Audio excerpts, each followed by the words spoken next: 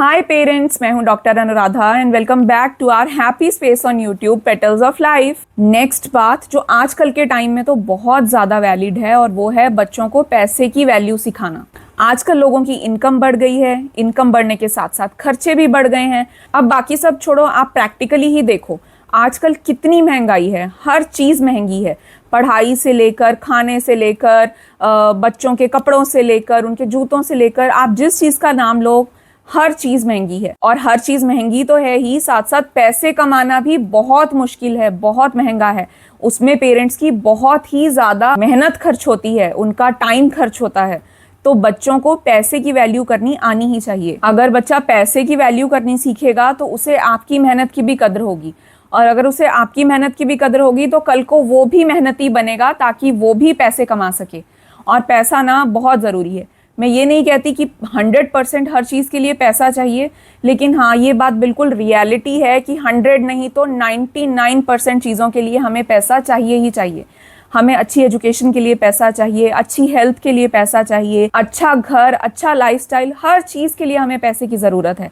और अगर बच्चे को पैसे की कदर नहीं होगी तो वो बड़े होकर भी पैसे की वैल्यू नहीं करेगा। और शायद हम भी कहीं ना कहीं पैसे की वैल्यू को कम सोचकर बैठे थे, लेकिन जब कुछ साल पहले हमारी दुनिया में एक पेंडेमिक आया जिसने सारी दुनिया को परेशान करके रख दिया, उस टाइम पर कई लोगों को पैसे की वैल्यू समझ आई। जिन लोगों ने पैसा बचाकर जोड़कर रखा हुआ था, उनको इतनी मुश्किलों का सामना नहीं करना पड़ा उन लोगों के कंपैरिजन में जिन्होंने पैसे को जोड़ा कम और खर्च ज्यादा किया। अब मैं ये नहीं कहती कि पैसा बिल्कुल खर्च नहीं करना है, बच्चों को सिर्फ सेविंग सिखानी है। बच्चे को पैसे को स्मार्ट तरीके से यूज करना सिखाना है। सबसे पहले तो ना बच्चों को ये बताना है कि पैसा कमाया जाता है मेहनत से। हम ना जब बच्चों की पॉकेट मनी स्टार्ट करते हैं ना, तो बस बच्चों को पैसे देना स्टार्ट कर देते हैं कि आपकी मंथली ये पॉकेट मनी है या वीकली ये पॉकेट मनी है। ऐसा करने से पहले ना बच्चों को टास्क देने शुरू करो। बच्चा जितनी भी एज में आप चाहते हो कि आप बच्चे को पॉकेट मनी देना स्टार्ट करना चाहते हो, उस टाइम ना बच्चे को फिक्स पॉकेट मनी मत दो, उसको टास्क के अकॉर्डिंग पैसे दो। जैसे बच्चे को बोलो एक दिन आपने अपना रूम सारा सेट करना है, अपनी बुक सेट करनी है, अपने कपड़े सेट करने हैं, और उस काम को करने के बाद बच्चे को रिवॉर्ड के रूप में कोई पैसे दो।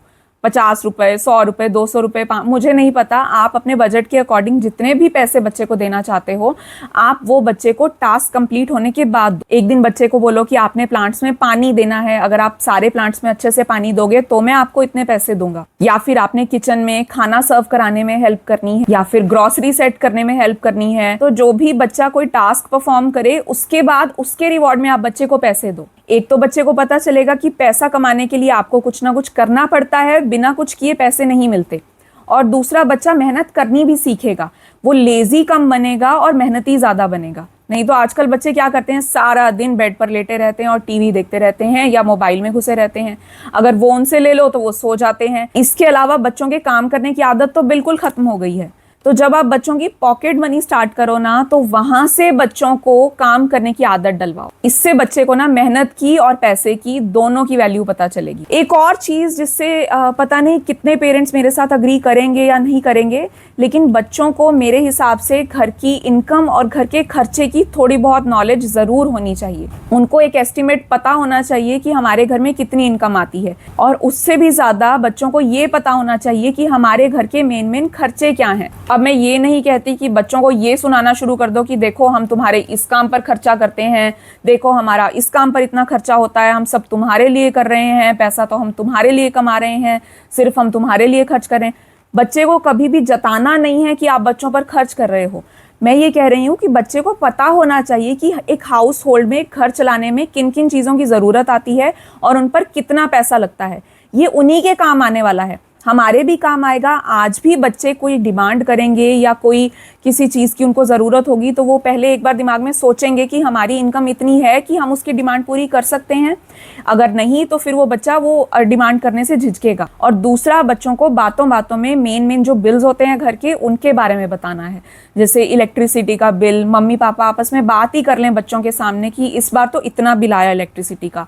या फिर ग्रॉसरी बिल, जब आप किचन में ग्रॉसरी सेट कर रहे हो तो बच्चे की हेल्प के लिए उसको बुलाओ और बातों बातों में ये बताओ कि अच्छा ये चीज इतने रुपए की हो गई, अच्छा ये चीज इतने पैसे की है। या फिर बच्चे को बिल दे दो और बोलो कि आप टोटल करके बताओ कि ग्रोसरी का कितना बिल आया। शॉपिंग करने जाओ तो शॉपिंग के बिल की जो टोटलिंग का काम है वो बच्चे को जरूर दो और बातों बातों में बच्चे को बताओ कि ये चीज महंगी हो गई, ये चीज सस्ती हो गई। ये जो पैसों के बारे में, पैसे की खर्चे की मैनेजमेंट है ना, ये सारी एक लाइफ स्किल है और इस लाइफ स्किल से ना बच्चा पैसे को जोड़ना और खर्च करना दोनों अच्छे तरीके से सीखता है कि हमें कहाँ पर पैसा खर्च करना नेसेसिटी है, कहाँ पे पैसा खर्च करना हमारा शौक है और कहाँ पे पैसा खर्च करना बिल्कुल भी ज़रूरी नहीं है। अगर बच्चे को इन तीनों चीज़ों में फ़र्क पता चल गया ना तो बच्चे को फाइनेंशियली फ्यूचर में कभी भी कोई दिक्कत नहीं आएगी। तो एक बच्चे को पैसे की वैल्यू और पैसा कमाने के लिए जो मेहनत लगती है उसकी वैल्यू होनी चाहिए और दूसरा बच्चे को घर की इनकम और घर के खर्चों के बारे में आइडिया ज़रूर होना चाहिए। नेक्स्ट पॉइंट, जो आजकल की भागदौड़ भरी जिंदगी में ना बच्चे तो क्या हम भी भूल गए हैं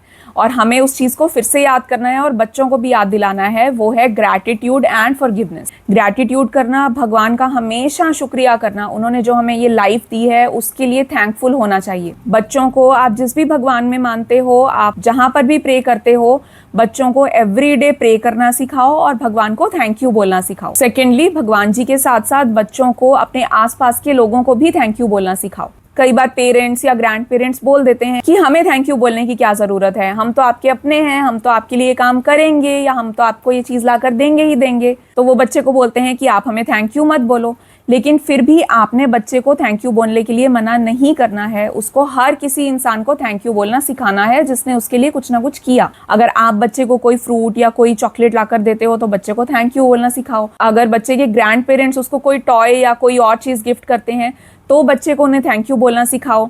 अगर कोई रिलेटिव या कोई फ्रेंड उनको कोई चीज़ देता है तो उनको थैंक यू बोलना सिखाओ। इसके अलावा अगर कोई भी आपकी फैमिली मेम्बर या नॉन फैमिली मेम्बर बच्चे की किसी तरीके से हेल्प करते हैं तो बच्चे को थैंक यू बोलना सिखाओ। जैसे बच्चे का कोई फ्रेंड ही अगर बच्चा गिर गया और उसने उसे उठा लिया तो बच्चे को उसको थैंक यू बोलना सिखाओ। थैंक यू या ये जो फीलिंग ऑफ ग्रैटिट्यूड है ना, ये सिर्फ एक वर्ड या एक फीलिंग नहीं है, ये एक ऐसा इमोशन है जो किसी भी इंसान की मेंटल पीस में बहुत बड़ा रोल प्ले करता है। एक तो अगर आप किसी के लिए भी थैंकफुल हैं तो आप हमेशा पॉजिटिविटी से भरे रहोगे।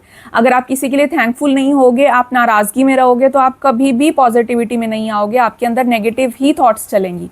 लेकिन अगर आप थैंकफुल रहोगे हर एक चीज़ के लिए तो आप पॉजिटिव रहोगे। दूसरा, इससे बच्चों का ना सोशल बिहेवियर और सोशल एटिकेट जो हैं वो बेटर होंगे और बच्चा ज़्यादा फ्रेंड्स बनाएगा। बड़े होने पर भी स्कूल कॉलेज में या अपने वर्क प्लेस में भी जो लोगों के साथ उनका रिलेशन है वो ज़्यादा अच्छा होगा। और ग्रैटिट्यूड सिखाने के साथ साथ बच्चे को फॉरगिवनेस भी सिखानी है। कभी भी मन में कोई भी ग्रजेस लेकर नहीं चलना। एक्चुअली बच्चों को हमने क्या सिखाना है, बच्चों से तो ये चीज़ हमें खुद सीखनी चाहिए। कैसे जब दो बच्चे झगड़ा करते हैं थोड़ी ही देर में वो उस झगड़े को भूलकर फिर से एक साथ खेलने लग जाते हैं, ये चीज़ हमें सीखनी है। और बच्चों की इस चीज़ को ना नेगेटिव नहीं करना है। कई बार ना जाने अनजाने में हम खुद ही कह देते हैं कि आपकी उस बच्चे से लड़ाई हो गई या फिर उसने आपके साथ अपना टॉय शेयर नहीं किया तो आप भी शेयर मत करना, आप भी कल से उसके साथ मत खेलना। हमने ये चीज़ तो बच्चे के दिमाग में बिल्कुल भी नहीं डालनी। अगर बच्चा किसी भी नेगेटिव पॉइंट को, किसी भी चीज़ को छोड़कर पॉजिटिव और खुश होकर खेलना चाहता है तो हमने उसको बिल्कुल खेलने देना है। हमने उसके दिमाग में ये नेगेटिविटी वाला या फिर ये जेलसी या झगड़े वाला जो बीज है ना वो नहीं बोना बिल्कुल भी। क्योंकि आज तो हमें ये छोटी सी बात लगती है, लेकिन बड़े होने तक अगर हम कोई ना कोई ग्रजेस अपने मन में रखेंगे ना तो उससे ना हमारी फिजिकल हेल्थ पर भी असर पड़ता है, हमारी मेंटल हेल्थ पर भी असर पड़ता है और हमारी प्रोडक्टिविटी भी कम होती है। आप अपने आप को ही देखो, अगर आप किसी नेगेटिव चीज़ को ज़्यादा सोचते हो, किसी नेगेटिव इंसान के बारे में ख्याल रखते हो अपने दिमाग में कि उसने मेरे साथ ऐसे किया, उसने मेरे साथ वैसे किया, तो आप क्या कर रहे हो, आप नेगेटिविटी में जा रहे हो, आप पॉजिटिविटी की तरफ ध्यान नहीं दे रहे, आप अपने काम की तरफ ध्यान नहीं दे रहे जो आप कर सकते हो, जिससे आप पैसे कमा सकते हो, जिससे आप खुश हो सकते हो, जिससे आप हेल्दी हो सकते हो। आप उन चीज़ों की तरफ ध्यान नहीं दे रहे, आप उस नेगेटिव चीज़ को लेके बैठे हो कि उस इंसान ने मेरे साथ ऐसा किया, उस इंसान ने मुझे ये बोला। अगर आप यही नेगेटिव थॉट्स अपने दिमाग में रखोगे, फॉरगिवनेस नहीं रखोगे तो आप कभी भी आगे नहीं बढ़ पाओगे। यही चीज़ आपने बच्चे को सिखानी है। सिखानी क्या है, उसको भूलने नहीं देनी है। ये जो फॉरगिवनेस वाली जो फीलिंग है ना, ये बच्चे में हमेशा से होती है, उसे ये भूलने नहीं देनी है। हमेशा याद दिलाते रहना है कि कोई भी बात हो, आपने अपने मन में ग्रैटिट्यूड और फॉरगिवनेस ये दोनों फीलिंग्स हमेशा रखनी है। नेक्स्ट पॉइंट जो बच्चों की परवरिश में एक बहुत बड़ा रोल प्ले करता है वो है अच्छी कंपनी चूज करना, यानी कि अच्छे दोस्त बनाना। अब आप कहोगे कि कोई भी इंसान अच्छा नहीं होता और कोई भी इंसान बुरा नहीं होता, तो हम ये कैसे जज करें कि कौन अच्छा है कौन बुरा और किसको दोस्त बनाना है किसको नहीं। जब बच्चे छोटे होते हैं ना, तो बच्चे को अच्छे और बुरे की समझ नहीं होती। बच्चा जब भी स्कूल से आए, आप बच्चे से पूछो कि आप किसके साथ बैठे और आपने स्कूल में क्या बातें की। छोटे बच्चे शायद बहुत अच्छे से नहीं बता पाते ये चीज़ें, लेकिन जैसे जैसे बच्चे थोड़े थोड़े बड़े होने लगते हैं, वो कई बातें अपने पेरेंट्स को बताते हैं कि आज इस बच्चे ने ये बोला, उस बच्चे ने वो बोला। अब आपने ये देखना है कि कौन सा बच्चा अच्छी बात कर रहा है और कौन सा बच्चा अच्छी बात नहीं कर रहा। जैसे मैंने बताया ना, मेरे बेटे को किसी ने वो थूक वाली चीज़ सिखाई, तो मैंने अपने बेटे को बोला कि आपने उस बच्चे के साथ आज से नहीं बैठ। ऐसे ही आपने बच्चों की बातों से जज करना है और बच्चे को ये बताना है कि अच्छी बातें और बुरी बातें क्या हैं। और अगर कोई बच्चा आपसे गलत या बुरी बात करता है, तो आपने उस बच्चे की कंपनी अवॉइड करनी है। और जो बच्चा आपसे अच्छी और पॉजिटिव बातें करता है, आपने उस बच्चे की कंपनी में रहना है। क्योंकि घर में तो हम बच्चे को अच्छी परवरिश देते हैं, लेकिन हमें बाहर की एनवायरनमेंट का बिल्कुल भी पता नहीं होता। तो अगर हम बच्चे को अच्छे और बुरे का फ़र्क अच्छे से बता कर रखेंगे कि क्या अच्छी क्वालिटीज़ किसी पर्सन में होनी चाहिए और क्या नहीं होनी चाहिए, तो बच्चा भी इन चीज़ों को दिमाग में रखेगा और अपने फ्रेंड्स को वाइजली चूज़ करेगा। और वो कहते हैं ना कि जो फ्रेंड्स होते हैं वो बच्चों का लाइफ टाइम ट्रेजर होते हैं। माँ बाप के बाद भाई बहन और भाई बहनों के बाद फ्रेंड्स, ये जो 3 रिश्ते हैं ना, ये सबसे ज़्यादा इंपॉर्टेंट रोल प्ले करते हैं बच्चों की अच्छी परवरिश में। तो बच्चों को ये सिखाना है कि आपके दोस्त चाहे कम हो चाहे ज़्यादा, लेकिन जो भी हों अच्छे हों।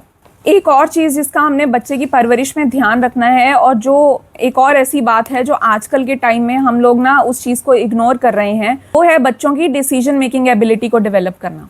आजकल ना हम बच्चों को हर चीज़ उनके कहने से पहले ही अवेलेबल करा देते हैं, और कई चीज़ें हमें बचपन में नहीं मिली होती तो हम भी शौक शौक में वो बच्चों को दिलाने की कोशिश करते हैं। और बच्चों के ओवर प्यार और ओवर प्रोटेक्शन या केयर या जो भी कह लो, उस चक्कर में ना हम बच्चे को डिसीजन लेने का कष्ट भी उठाने नहीं देते। हम कहते हैं कि हम तुम्हारे सारे काम कर देंगे। तो बच्चे की डिसीजन मेकिंग एबिलिटी जो है ना, इसको इम्प्रूव कराना बच्चे की अच्छी परवरिश का बहुत इंपॉर्टेंट पार्ट है। अगर बच्चे को हम आज छोटे छोटे डिसीजंस लेने नहीं देंगे खुद से, तो वो बड़े होकर अपनी लाइफ के बड़े बड़े डिसीजंस भी नहीं ले पाएंगे। तो आज से, अभी से आपका बच्चा जितने भी साल का है, अगर अभी तक आप सिर्फ अपनी मर्जी ही चला रहे हो बच्चों के सामने, या फिर उनको हर चीज़ ही अवेलेबल करा रहे हो, तो अभी के अभी रुक जाओ और उनको ऑप्शंस देने शुरू करो कि वो उनको चूज़ करना सीखें और अपने डिसीजन खुद लेना सीखें। छोटे छोटे बच्चों को ही ना सबसे पहले उनके कपड़े चूज करने का डिसीजन सिखाओ कि आज आपने उनको 2 या 3 कपड़े सामने रखो और बोलो कि आप बताओ कि आज आपने कौन सा कपड़ा पहनना है, और जो वो बच्चा सिलेक्ट करे वही कपड़े उसको पहनाओ। बच्चे के शूज सिलेक्ट करने हैं, बच्चे का बैग सिलेक्ट करना है, बच्चे के लिए कोई टॉय सिलेक्ट करना है, आपने सिलेक्ट नहीं करना, आपने बच्चे को ऑप्शन देने हैं और फिर जो बच्चा सिलेक्ट करे आपने उसी को मानना है। इससे ना बच्चा छोटे होते से ही अपने डिसीजंस खुद लेना सीखे, और खुद डिसीजन लेने का मतलब है लाइफ में कम कंफ्यूजन का होना। अक्सर हमारी लाइफ में कंफ्यूजन तभी तो होता है जब हमें डिसीजन लेना नहीं आता कि हमें राइट जाना है या लेफ्ट जाना है, हमें इस ऑप्शन को चूज करना है या इस ऑप्शन को चूज करना है, ये बात हमारे लिए अच्छी है या ये बात हमारे लिए अच्छी है।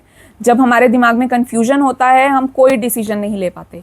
लेकिन अगर हमें बचपन से ही ये पता है कि हमने अपने डिसीजंस खुद लेने ही लेने हैं, तो हमें डिसीजन लेने में किसी भी तरह के कंफ्यूजन का सामना नहीं करना होता। और यही बात हमने बच्चे को सिखानी है कि बचपन से ही, छोटे होते से ही छोटी छोटी चीज़ों के डिसीजन बच्चा खुद ले, ताकि वो बड़े होने पर कंफ्यूज ना हो। अगर हम ये सारी बातें पॉजिटिव तरीके से अपने बच्चों को सिखा पाते हैं ना, तो हम ज़रूर उनकी परवरिश में बेटर रोल प्ले कर रहे हैं। और अगर बच्चों की परवरिश अच्छी होगी, यानी कि उनकी लाइफ में उनकी नींव अच्छी रखी जाएगी ना, तो वो अपनी लाइफ में ज़रूर ग्रो करेंगे और अच्छे से ग्रो करेंगे। तो अपनी बच्चों की परवरिश पर पूरा ध्यान देना है। ऑफ कोर्स हम देते ही हैं, थोड़ा सा ज़्यादा ध्यान देना है। और अगर आप इन चीज़ों को यूज़ करोगे बच्चों की परवरिश में, तो ज़रूर आपको बेटर रिजल्ट्स अपने बच्चों की बिहेवियर में देखने को मिलेंगे। अगर ये वीडियो अच्छा लगा तो इसको लाइक ज़रूर कर देना, चैनल को सब्सक्राइब भी कर लो जल्दी से, और नोटिफिकेशन बेल को भी क्लिक कर दो। हम बहुत जल्दी मिलेंगे एक और नए वीडियो के साथ। तब तक के लिए do take care of your self and your children, and thank you so much for watching this video. Bye.